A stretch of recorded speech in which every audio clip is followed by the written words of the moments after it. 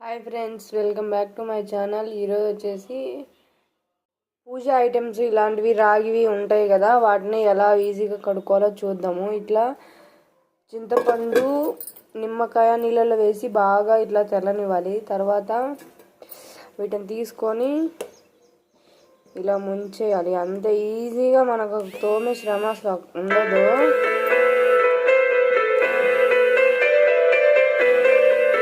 పైన కలర్కి కింద కలర్కి ఎంత డిఫరెన్స్ ఉందో.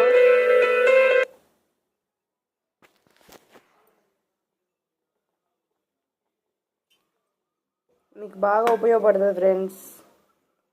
Please like, share and comment my channel. చూసారా, ఇది కూడా ఇలానే చేశాను. చూడండి ఎలా ఉందో, ఇది ఈ కలర్ వచ్చేసింది.